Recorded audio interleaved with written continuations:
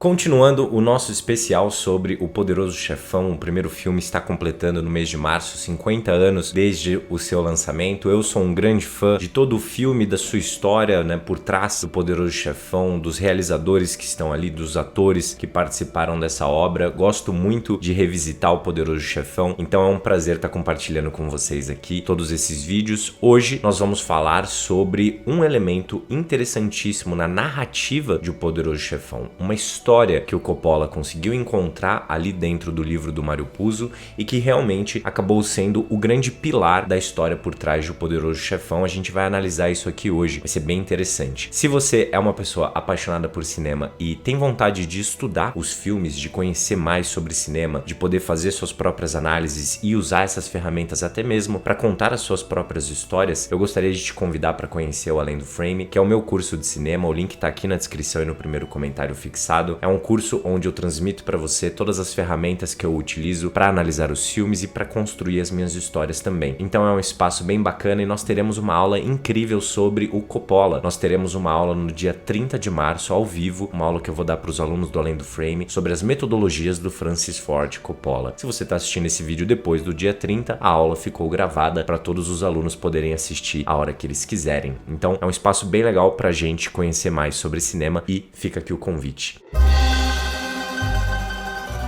Vamos falar então sobre essa história por trás, o que o Coppola conseguiu identificar por trás de todas aquelas histórias dentro do livro do Mario Puzo. Tem várias entrevistas do Coppola bem interessantes, onde ele fala sobre as primeiras impressões que teve lendo o livro, tem várias passagens que ficaram de fora do filme e o Coppola ele teve uma parceria muito bacana com o Mario Puzo, eles viraram grandes amigos, trabalharam muito bem em conjunto. O Coppola fez de tudo para que o Mario Puzo sempre fosse evidenciado, porque ele sabia que, claro, toda essa obra que ele estava trabalhando era mérito ali, a construção daquela obra, as ideias por trás daquela obra vieram do Mario Puzo, e o Coppola sempre foi muito bacana em relação a isso, diferente, por exemplo, do Stanley Kubrick em O Iluminado, onde ele nem quis chegar perto do Stephen King, ele quis apenas usar a história como ponto de partida. Entre as análises do Coppola, por vezes ele achava o livro um pouco desinteressante e nada cinematográfico, não seria tão bacana ficar focando em certos pontos do livro ali, mas depois, é claro, ele foi vendo o livro como algo bem interessante. O ponto que mais chamou a atenção do Coppola foi a questão de uma história que ele encontrou ali dentro, que na concepção dele era uma história bastante shakespeariana, a história de um rei que precisa passar o bastão para um dos seus filhos, uma história de sucessão. Histórias de sucessão são fascinantes, são muito interessantes, porque são histórias não só universais, mas que também falam muito sobre nós, os seres humanos. É claro, todas as histórias que têm uma força muito grande e que acabam ganhando uma atração como ganhou O Poderoso Chefão, geralmente elas estão falando justamente sobre nós, os seres humanos, sobre nossas características e questões que todos temos que lidar. A sucessão é uma delas. Mesmo que você não tenha um império, nós sempre estamos lidando com as próximas gerações. Isso tanto de forma macro como também de forma micro. Dentro da sua casa sempre vai ter essa questão de sucessão de ideias e de aprendizados e até mesmo de traumas, por que não, que você teve em sua vida. Essa é uma questão que o Shakespeare conseguiu abordar muito bem no livro O Rei Lear, onde um rei precisa passar o bastão para um de seus filhos e justamente nesse processo que a tragédia toda se desenvolve. É o que acontece aqui em O Poderoso Chefão e a gente vai analisar esse ponto a ponto.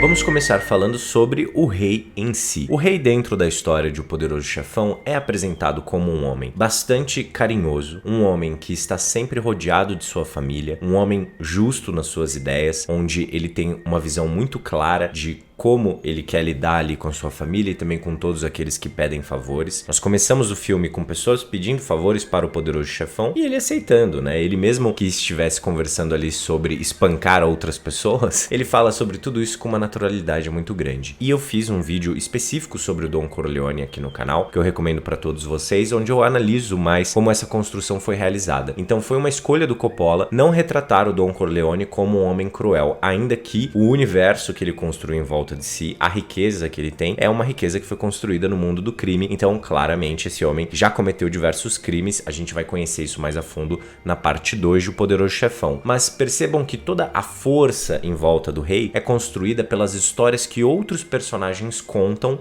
dele. Ele em si, nos momentos que ele está em cena, nós apenas acompanhamos um homem que é um pai de família, que é apaixonado pelos seus filhos e que sofre um atentado. É justamente no momento que ele sofre o atentado realizado ali pelo Solosso, nós temos a grande mudança do filme, porque até então nós não tínhamos uma história de sucessão. Até então nós tínhamos um Sonny que é um mulherengo, um cara que aparentemente fica sempre curtindo a vida, não muito preocupado com os negócios, ainda que ele esteja na sala, muitas vezes com o pai, porque ele é o sucessor por direito, por ser o filho mais velho. Nós temos um Fredo que é apresentado bêbado dentro do casamento e um Michael Corleone que é apresentado como um herói de guerra que não está interessado em entrar naquele universo, o que é muito interessante também para a construção desse personagem. É quando o Don Corleone sofre aquele atentado que a história inteira se movimenta. É aí que nós vamos entender melhor essa história de sucessão. Automaticamente nós partimos para o Sonny no poder. Sonny é o sucessor natural ao poder e geralmente dentro dessas histórias esse personagem ele não está preparado, mesmo tendo por direito que assumir aquela posição. E muitas vezes essa falta de preparo não foi por falta de experiência ao lado do pai, mas sim por ser muito imaturo. O Sonny é violento, ele é um personagem que não pensa muito antes de tomar alguma decisão, ele mistura as suas emoções com os seus negócios. E isso faz com que ele não só mate muitas pessoas, como ele também acabe sucumbindo a isso. Ele é um personagem trágico nesse sentido. Mesmo que ele tenha pessoas boas aconselhando ele à sua volta, ele é um personagem que não estava preparado para tamanha responsabilidade que era ser um Dom. Ele vira um personagem bastante violento e acaba sucumbindo justamente por isso. E isso é muito interessante dentro dessas histórias, né? O personagem que tem o direito de ter aquilo, mas ele não necessariamente pode ter aquilo, porque ele não consegue. Além do Sonny, nós temos também o Fredo. Percebam, não é à toa que ele é apresentado completamente bêbado no casamento primeiro. Depois ele tem um momento também definitivo junto ao lado do seu pai, porque ele não consegue puxar a arma e proteger o Don Corleone. E depois ele simplesmente é enviado para Las Vegas, onde ele fica curtindo a vida e acaba algumas vezes ficando do lado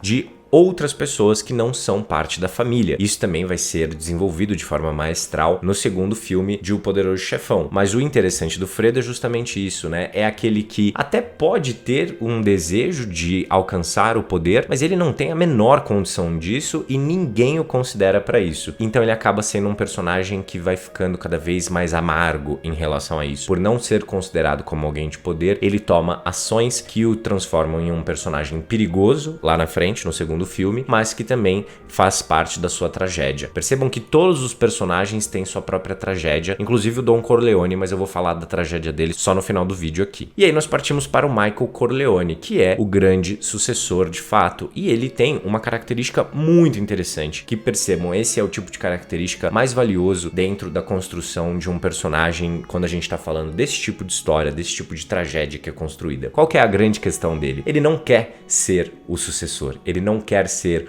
o Dom, ele quer apenas ser um herói ali de guerra, viver a sua vida, ele está apaixonado por uma mulher, só que a partir do momento em que seu pai sofre esse atentado, ele protege o pai, principalmente ali no hospital primeiro, e depois se mostra como o mais preparado, o que melhor consegue analisar uma situação, e então, naturalmente, ele acaba tendo uma ação que é irreversível, não tem como voltar atrás depois daquela cena do restaurante, que também tem um vídeo aqui no canal analisando ela, é uma cena brilhante em vários aspectos, recomendo o vídeo pra vocês, e o Michael então entra dentro desse universo e a partir daí a vida dele vai ficando cada vez mais trágica. Ele se apaixona por outra mulher, ele se casa com aquela mulher, mas ele perde ela e depois ele volta para Nova York, onde ele de fato passa por essa sucessão, onde ele precisa adquirir o respeito das pessoas que estão à sua volta e também dos seus inimigos. Para isso ele planeja com seu pai um plano que é executado de forma também maestral no fim do filme. É uma das sequências mais memoráveis da história do cinema, aquela cena do batizado. Então o interessante aqui é que ele é trágico porque ele não gostaria de assumir o poder, mas ele é justamente o melhor entre eles para assumir o poder. E qual é a tragédia do Don Corleone? O Coppola falou uma frase que eu achei brilhante. Dentro das histórias trágicas que nós acompanhamos, nas narrativas que você vai encontrar ao longo do tempo mesmo, em toda a mitologia, em todas as narrativas que são interessantíssimas e que nós somos apaixonados, em todas essas histórias, o filho nunca trai o pai. É o pai que sempre trai o filho. E o que significa isso? Porque em todas as histórias, como eu disse no começo desse vídeo, nas sucessões, nós estamos herdando não só as ideias dos nossos pais ou das pessoas que cuidaram da gente, que criaram a gente, mas nós também estamos herdando ou o seu império, um império que pode representar bastante sucesso, mas também muitas pressões e muitos problemas, mas nós também herdamos os traumas e os pecados. Então, o Don Corleone, ele sabe que o seu filho está tendo que herdar os seus pecados, e ele sabe que o seu filho vai ter que entrar para o mundo do crime, né? Entrou de fato já para o mundo do crime a partir da cena do restaurante. E ele fala, né, aquela cena lindíssima dos dois juntos, ele fala que gostaria muito que o seu filho estivesse em uma outra posição, estivesse herdando uma posição de poder, mas que não estivesse relacionada ao crime, e que infelizmente não deu tempo. Essa é a grande tragédia do Don Corleone. Ele não teve tempo suficiente para conseguir que seu filho mais novo não precisasse passar por isso. Ele até diz, né, que o Sonny realmente não teria como, ele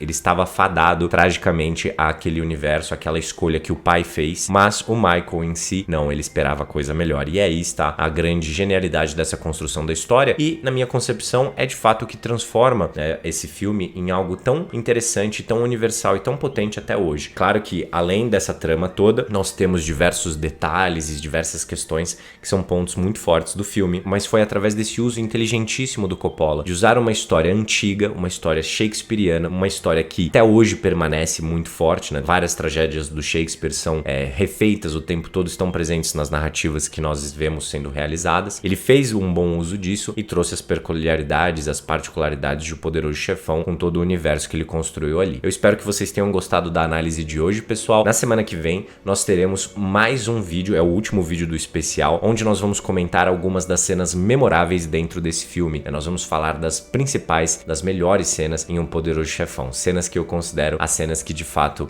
ficaram na nossa cabeça e não à toa. Então vocês vão perceber que de fato esse filme, ele é recheado de momentos gigantescos, e por isso ele ainda é tão amado até hoje, mesmo 50 anos depois de ser feito. Se você ainda não se inscreveu aqui no canal e nem me segue nas redes sociais, fica aqui o convite, você ajuda muito o meu trabalho. Quanto mais o canal e todas as minhas redes crescem, melhor, para que a gente possa continuar falando de cinema com tanta paixão e cada vez mais, e também com mais qualidade. Então muito obrigado por ter assistido até aqui, e a gente se encontra no próximo vídeo, galera.